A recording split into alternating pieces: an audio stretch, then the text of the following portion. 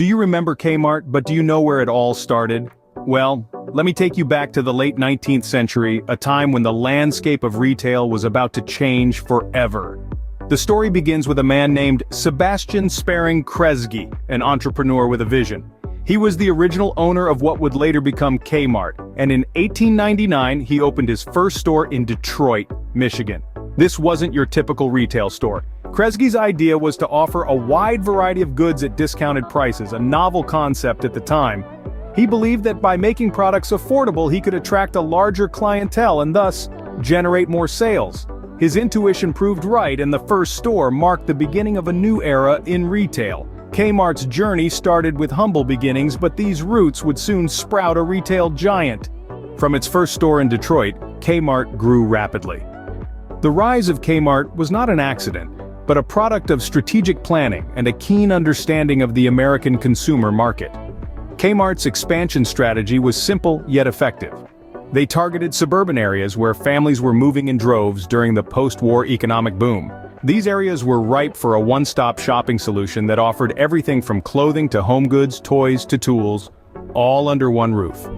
Kmart's approach was to provide a broad range of products at affordable prices, a concept that resonated with middle-class families looking for value. The stores were designed to be spacious and welcoming, creating an environment that encouraged customers to spend more time and, of course, more money. But it was not just the physical stores that led to Kmart's success. The company was a pioneer in promotional strategies as well. Who could forget the iconic blue light specials, where a flashing blue light would signal a surprise discount in a particular department? This innovative marketing approach created a sense of excitement and urgency, driving customers to the store. The franchise model was another cornerstone of Kmart's growth strategy. By franchising, Kmart was able to rapidly expand its footprint across the United States. Local business owners, eager to ride the wave of Kmart's success, bought into the franchise, further propelling the company's growth. The brand quickly became a household name. Kmart was synonymous with convenience and value, a place where families could find everything they needed in one trip. The company's slogan, "The Saving Place," was more than just a tagline. It was a promise that Kmart consistently delivered on. At the heart of it all was Kmart's commitment to the customer.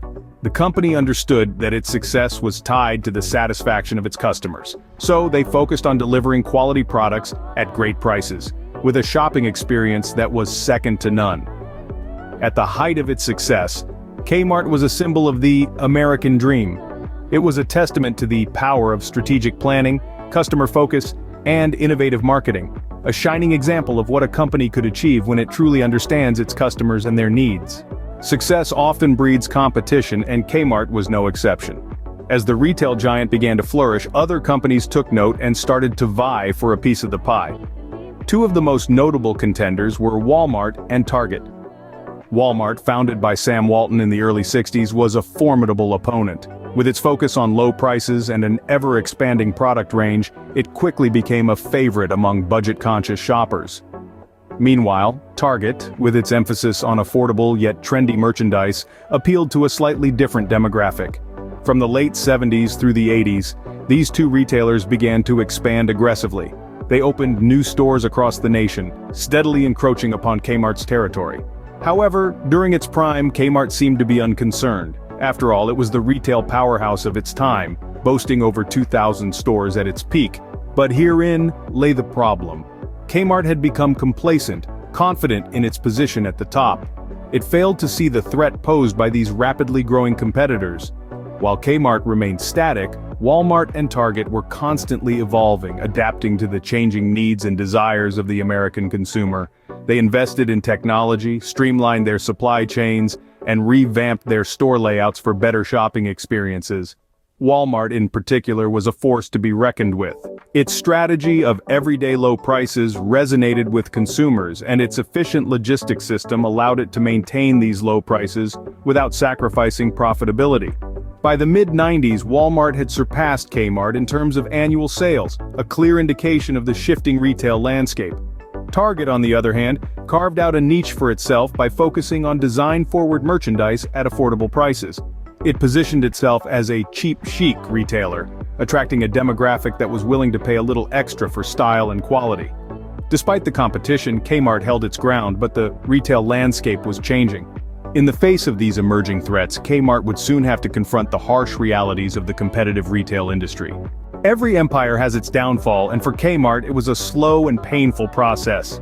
In the grand narrative of retail giants, Kmart's decline was not so much a dramatic plunge as it was a gradual descent into obscurity. A series of poor management decisions, an inability to adapt to the digital age, and the rising success of its competitors all contributed to its downfall. Let's start with management.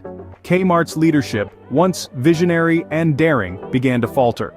The company was notorious for its lack of strategic direction. Its management was often criticized for being reactive rather than proactive, responding to market trends instead of setting them. Over time, this lack of direction led to a series of ill-advised and costly business moves. One such move was Kmart's ill-fated merger with Sears in 2005, a decision spurred by the belief that joining forces would provide the scale and resources to compete more effectively with their rivals. Instead, it resulted in a behemoth struggling under the weight of its own size, with the combined company's debts skyrocketing to staggering levels. Kmart also struggled to keep up with the rapidly evolving retail landscape. While competitors like Walmart and Target were investing heavily in technological innovations and digitizing their operations, Kmart lagged behind. The digital age was transforming the way people shopped, and Kmart's failure to adapt left it trailing in the wake of its more tech-savvy rivals. This brings us to the final nail in Kmart's coffin, the rising success of its competitors. Kmart's strategy of being a jack-of-all-trades, offering everything from clothing to home goods to groceries, was increasingly overshadowed by the more targeted approaches of its competitors. Walmart, for instance, focused on low prices above all else, while Target carved out a niche by offering trendy, high-quality products at affordable prices. Moreover, the emergence of online retail giants like Amazon proved to be a formidable challenge. With their vast selection, competitive prices, and convenience of home delivery, these e-commerce platforms changed the retail game entirely. Kmart's attempts to compete in this new arena fell flat, with its online presence paling in comparison to its competitors. In retrospect, Kmart's downfall can be seen as a series of missed opportunities and miscalculations. It's a tale of a company that failed to adapt, failed to innovate, and ultimately failed to survive in a rapidly changing retail landscape. The fall of Kmart serves as a cautionary tale for businesses everywhere. It reminds us that success is never guaranteed, that the ability to adapt is crucial, and that a clear, forward-thinking strategy is key to long-term survival. A combination of internal and external factors led to the fall of the once mighty Kmart. The fall of Kmart left a void in the retail industry. It was a colossus that once straddled the American retail landscape. But by the dawn of the 21st century, the giant was stumbling, and by the mid-20s, it had crumbled. The aftermath of Kmart's bankruptcy was a spectacle in itself. Thousands of stores that once buzzed with life stood vacant, like ghost towns of the retail world. Some were repurposed, their once familiar blue light specials replaced with the logos of other brands. Others were left abandoned, a haunting reminder of the retail giant's heyday. The vast number of stores spread across the length and breadth of the United States became a ripe opportunity for other retailers. Walmart, Target, and other big-box retailers swooped in, buying up the vacant properties. Smaller, local businesses also seized the chance, transforming the cavernous spaces into gyms, libraries, and community centers. It was a strange sort of retail recycling, where Kmart's loss became a gain for others. Yet not all locations found a new lease on life. Many stood vacant for years, their empty parking lots and boarded-up entrances a stark reminder of the retail apocalypse that had swept through the industry. These deserted stores became symbols of the harsh reality of business, that no matter how big or successful a company may be, it is not immune to failure. And then there were the employees, the heart and soul of the Kmart brand. Thousands lost their jobs, their livelihoods upended. They were the human cost of Kmart's downfall. A poignant reminder that behind every business decision, there are real people whose lives are affected. The legacy of Kmart lives on, not in its stores, but in the lessons it left behind. It serves as a stark reminder that in the cutthroat world of retail, adaptation and innovation are not optional, they're essential. And while the blue light specials may be a thing of the past, the story of Kmart continues to illuminate the path for businesses navigating the ever-changing landscape of the retail industry. Kmart's journey from retail giant to bankruptcy is a cautionary tale. The narrative of this once dominant retailer offers invaluable lessons for businesses of all sizes and industries. Firstly, we've seen the importance of innovation. Kmart started as a game changer, bringing discount retailing to the masses.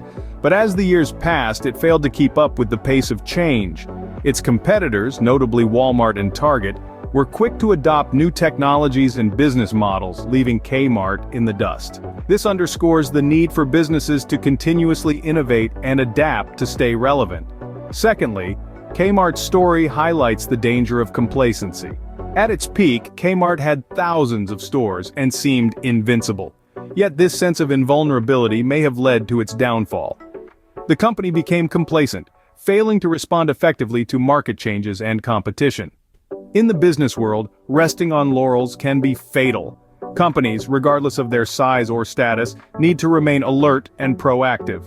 Thirdly, the role of effective leadership cannot be overstated. Kmart went through numerous leadership changes, and many have argued that this lack of consistent and effective leadership was a major factor in its decline.